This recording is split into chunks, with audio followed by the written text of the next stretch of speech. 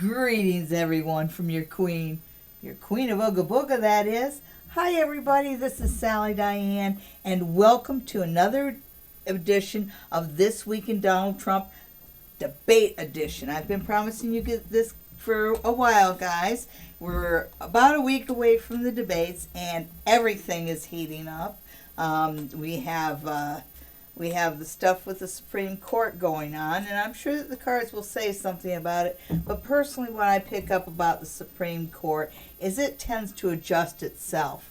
I know that the Republicans won't succeed in putting a justice through, but they will try. They will try really, really, really hard and twist as many arms as they can. But as far as the Supreme Court, if you're going to take the long view, the next justice that goes, and this is probably within the next 5-6 years, will be Thomas.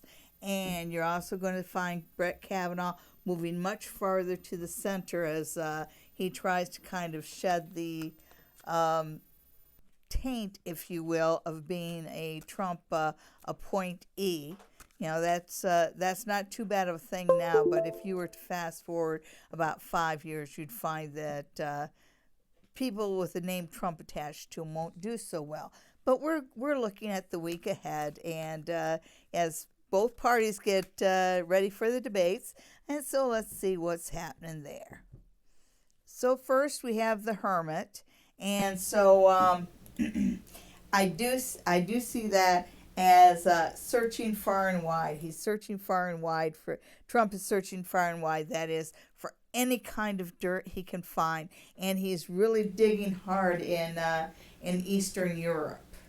Okay, and the next card is the Empress, and I'm seeing that as an uptick in the. Oh, yeah, that's right. He's appointing a Supreme Court justice, and of course he doesn't get to do it. The Senate has to approve the appointment, but he is picking a woman, and I think it is the blonde lady. Her name's Amy something. Anyhow, I see him picking her, and the cards say that she, even though she is a good choice, her point of view on abortion isn't very good. Okay, so the next thing you get is Temperance, and this is kind of a shot at, when I look at it, I see it as a shot as what both campaigns are doing, and you have Donald Trump, and he's out there, and the cameras really, really see him, and he's bombastic, and he's just pouring it out there at his super spreader events across the nation. He's going to probably have 2 or 3 of them this week. But when I look at Mr. Biden, Uncle Joe, if you will, behind the scenes, he's taken a much more serious and balanced approach, and he's trying very hard to view Trump as a serious person. He doesn't want to underestimate it. So he's really doing his homework.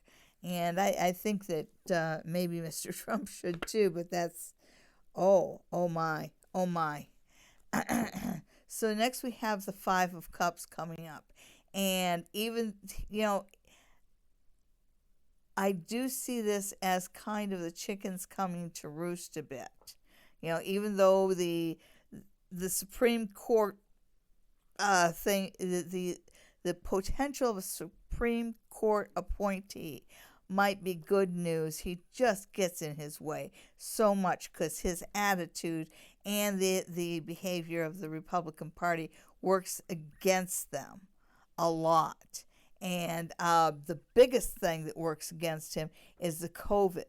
And you're going to find this week that some of these rallies are going to be labeled super spreader events, and there are going to be reports of spikes in COVID cases surrounding these super spreader events that Mr. Trump so loves to hold. You have the Knight of Cups here, and my Knight of Cups, this one right here, has a reference to Rasputin. And of course, Rasputin is Russian, and I do see little tidbits, of what's going on behind the scenes in Russia. So we're going to be getting a bit more information about that this week. Not a good time right before the debates. So that's definitely going to be an issue, and an issue with some fresh fodder attached to it. You have the Ace of Cups here, and the Ace of Cups talks about a new beginning. And I put it right back to the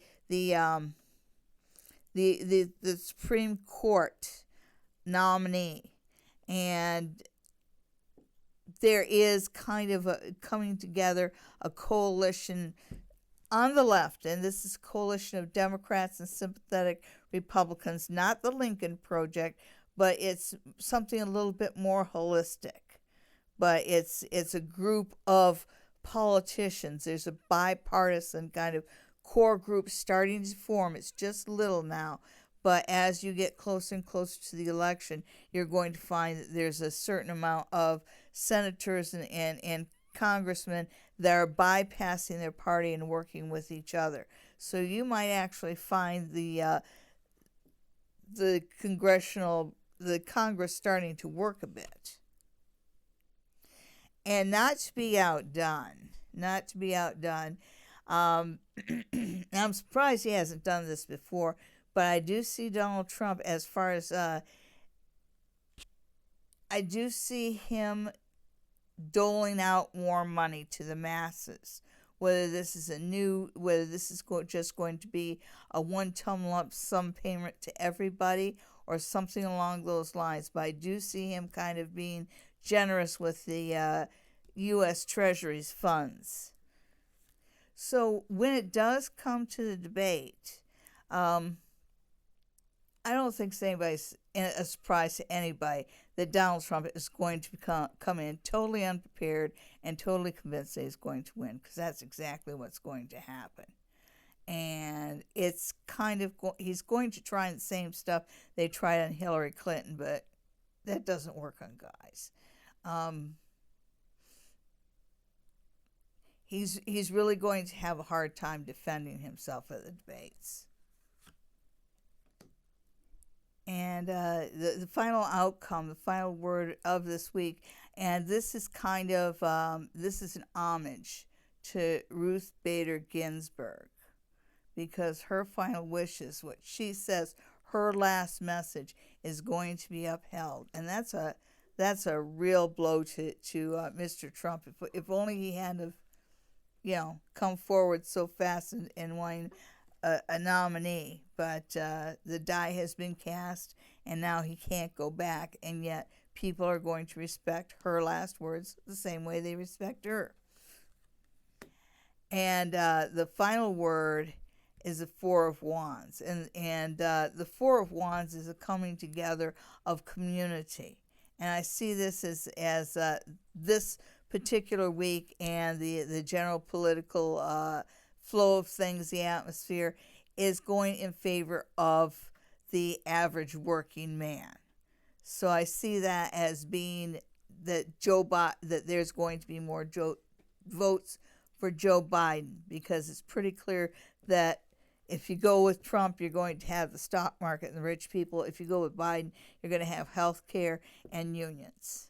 And people just want health care and unions right now. So that is this week in Trump. It's not really a bad week for him, but it's definitely not a good week. It's just one that proves that this man is his own worst enemy. And trust me, folks, everybody that's connected to him will end up worse off in the process. And in the long run, he's the only one that's not going to get any kind of jail time. I know you guys want it to happen, but it's just not going to happen. He is going to escape. Anyhow, that's this week in Trump Debate Edition. And we'll see you in another week or so. Make sure you tune in every Sunday night at 9 p.m. to see Psychic Sundays Live with me, Sally Diane, the Queen of Ooga Booga, and her producer. It's an hour of discussion and stories, and I do mini readings for our viewers, and I also wear the crown. Have a great week, everybody. Thanks for tuning in. Remember to subscribe, share, tell your friends, and we'll see you next time here on the Queen of Ooga Booga channel. Thanks. Bye-bye.